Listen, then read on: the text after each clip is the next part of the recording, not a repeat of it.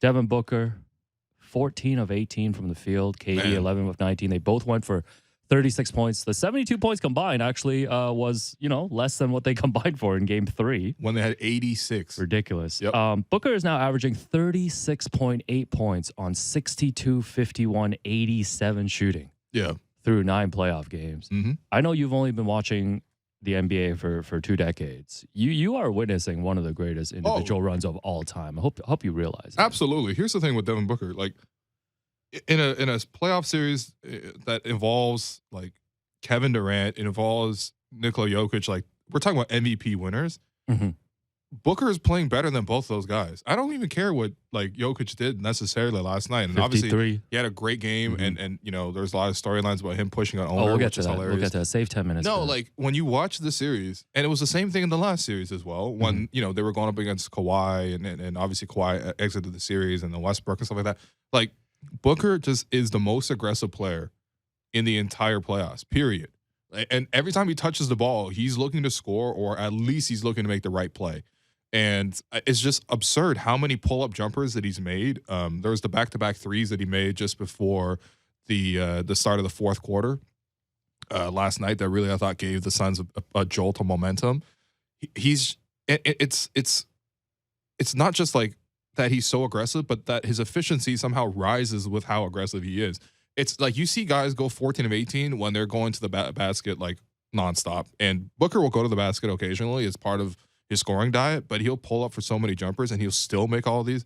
It's just one of the best heaters I've ever seen. Like this is even more ridiculous than some of the stuff we saw in the bubble. And then we at that time we just kind of attributed to the fact that okay, they're playing in the bubble, they're playing in a gym, like this is Disneyland numbers. Like no, this is in real life, and Booker's still doing this. It's pretty absurd. And I thought the Nuggets finally decided, okay, look, I don't even care who else is on the floor. We're just gonna hard trap Devin Booker because he had 36 points through 3 quarters and he was making every single shot. And then I thought Booker showed the other side of his game, which a couple years ago when the Suns were really bad, and they had no point guards at all. Like they were playing with like Alfred Payton or like, I don't even know, some of the point guards were playing like Archie Goodwin, like Eric Bledsoe. Like they just had like really bad point guards. They let those guys kind of just stand on the side and they just let Booker play point guard. And I didn't think like Booker was that great of a point guard. However, he did have those reps. And you saw in the fourth quarter, he only took 1 shot, he missed it.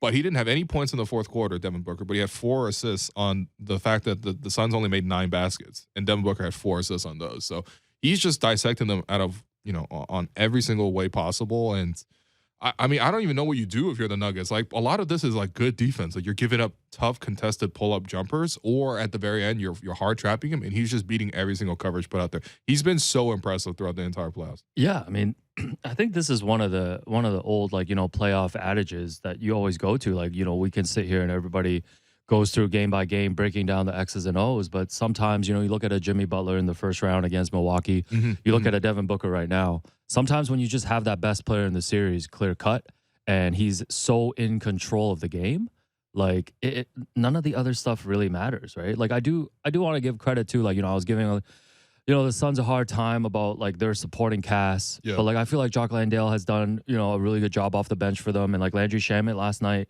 with the 19 points and the 5 threes. Like at least they're putting like guys like Shamet on the floor now.